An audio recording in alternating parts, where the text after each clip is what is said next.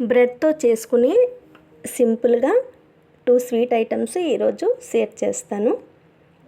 Stove మీద ముందుగా ఒక ప్యాన్ పెట్టుకొని 1 టేబుల్ స్పూన్ వరకు షుగర్ని యాడ్ చేసుకోవాలి.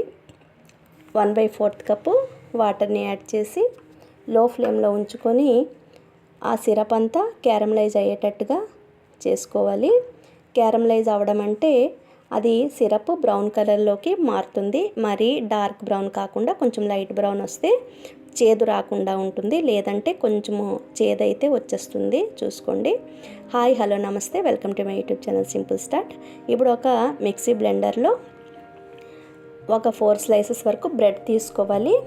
1/2 కప్ షుగర్ తీసుకోవాలి. అలానే 1 కప్పు పాలు తీసుకోవాలి. పచ్చి పాలేనండి. 3 ఎగ్స్ పగలగొట్టుకొని ఆ మిక్సీ జార్లో వేసి ఇదంతా ఫైన్గా బ్లెండ్ చేసుకోవాలి.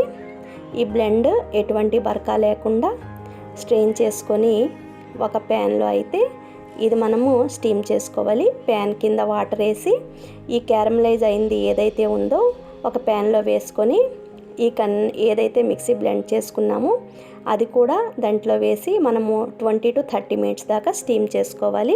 అది అలా స్టీమ్ అవుతూ ఉంటుంది. ఇప్పుడు ఇంకొక ఐటమ్ అయితే ఇప్పుడు చూసుకుందాము. దానికి మనము 3 బ్రెడ్ స్లైసెస్ లాగా కావాల్సి ఉంటుందండి. బ్రెడ్ని చిన్న చిన్న ముక్కలుగా అయితే మనము పీసెస్గా చేసుకోవాలి. ఒక మిక్సీ జార్ తీసుకొని 3 యాలకులు వేసుకోవాలి. ఆ మిక్సీ జార్లో వేలకులతో పాటు ఏవైతే కట్ చేసి ఉంచుకున్నామో బ్రెడ్ని కూడా వేసుకొని ఫైన్గా పౌడర్ అయ్యేటట్లు చేసుకోవాలి. ఇప్పుడు ఒక బౌల్ తీసుకొని బౌల్లో ఈ మిక్సీ జార్లో ఏదైతే పౌడర్ చేసుకున్నామో అది వేసుకొని 1 టేబుల్ స్పూన్ వరకు సూజీ, బొంబాయి రవ్వ అంటారు కదా, అది తీసుకోవాలి. మిల్క్ పౌడర్ 1/4 కప్ తీసుకోవాలి.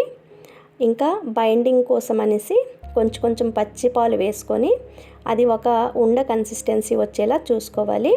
అప్పుడు వీటినన్నింటినీ బాగా ఒక 15 to 20 మినిట్స్ రెస్ట్ తీసుకోవడానికి ఉంచి అప్పుడు చిన్న బాల్స్లా తీసుకోవాలి.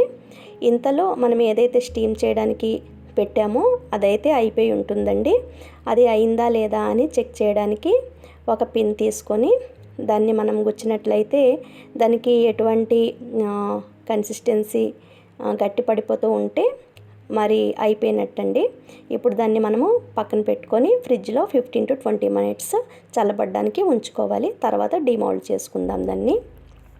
ఇప్పుడు వేరొక ప్యాన్ పెట్టుకొని దాంట్లో 1 కప్ వరకు షుగర్ వేసుకొని యాలకులు 3 దాకా వేసుకొని షుగర్ సిరప్ అయితే మనం పక్కన యాడ్ చేసుకొని ఉంచుకోవాలండి. ఇప్పుడు వేరే ప్యాన్లో ఆయిల్ని వేసి ఆయిల్ కాగాక ఈ బాల్స్ అన్ని వేయించుకొని లో ఫ్లేమ్లో వేయించుకొని ఉంచుకోవాలి. ఇప్పుడు ఏదైతే క్యారమలైజ్ అయిందో అది ఫ్రిడ్జ్లో నుంచి తీసి డిమౌల్డ్ చేసుకున్నానండి. చూడండి ఎంత చక్కగా వచ్చిందో. మీరు ఇది డెఫినెట్లీ ట్రై చేసి చూడండి. చాలా బాగా నచ్చుతుందండి అందరికీ.